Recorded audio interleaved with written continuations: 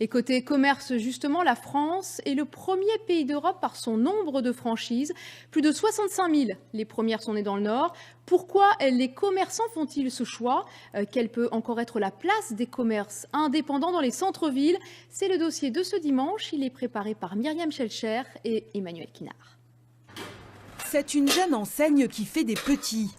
Son créateur, Timothée, a ouvert son premier restaurant à Lille il y a 3 ans. Tout sera en ordre, dans une demi-heure, tout est terminé, on est prêt à ouvrir. Aujourd'hui, l'enseigne ouvre à Arras. C'est le 10e fast-food de son réseau de franchises. On a pu ouvrir à Bordeaux, on a ouvert à Rennes, là on va ouvrir à Strasbourg, on a ouvert à Levallois-Perret également. Donc on a des ouvertures qui se font sur toute la France aujourd'hui. De la cuisine Tex-Mex en restauration rapide, l'idée a séduit Gilles, ancien chef d'entreprise dans le bâtiment. Voilà.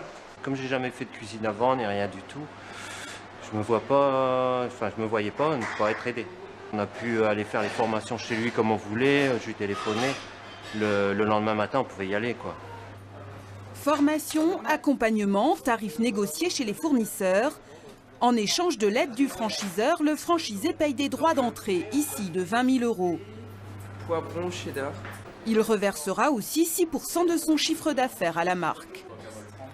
Est-ce que tu veux du fromage? Commerçant indépendant. Ah ouais. On prend notre risque à 100%. C'est un appui. Mais c'est un appui, c'est tout. Il est en tout cas moins risqué d'ouvrir une franchise qu'un commerce strictement indépendant. Après 5 ans d'activité, les franchisés sont encore plus de 70% à exister. Ils sont moins de la moitié chez les indépendants. Jérôme aussi a fait le choix de s'associer à une grande enseigne. Au revoir, merci. La première au monde en nombre de restaurants. Il doit lui reverser 12,5% de son chiffre d'affaires, mais il ne voit que des avantages à ce mariage de raisons. Le fait de s'appuyer sur un réseau de franchises permet d'avoir des emprunts plus facilement auprès des établissements bancaires. D'autant plus, en ce moment, nous sommes en période de crise et les banques ont du mal à prêter. Donc si vous allez présenter un dossier à une banque sans être appuyé par un gros réseau, avoir une grosse enseigne derrière, c'est beaucoup plus compliqué. Pour ce spécialiste des franchises, les propriétaires de locaux commerciaux sont tout aussi frileux que les banquiers.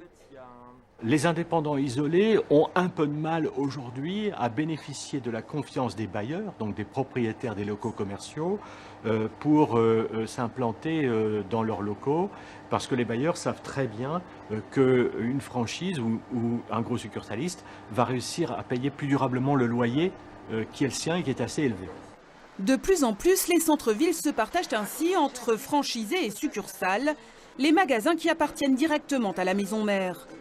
Dans la fameuse rue de Béthune à Lille, ils ne sont plus qu'une poignée d'irréductibles indépendants. Aujourd'hui, la valeur locative de la rue de Béthune, c'est environ 2 000 € hors taxe le mètre carré par an. Donc si vous quantifiez sur une surface moyenne de 100 mètres carrés, ça vous fait seulement 200 000 €. Donc vous comprenez bien que nous, en tant qu'indépendants, on ne peut pas payer ce genre de loyer. Et voilà pourquoi seules les grandes marques peuvent encore se payer les centres-villes et pourquoi ils finissent tous par se ressembler. Ici, les seuls indépendants sont tous propriétaires de leur fonds de commerce et présents depuis plus de 20 ans.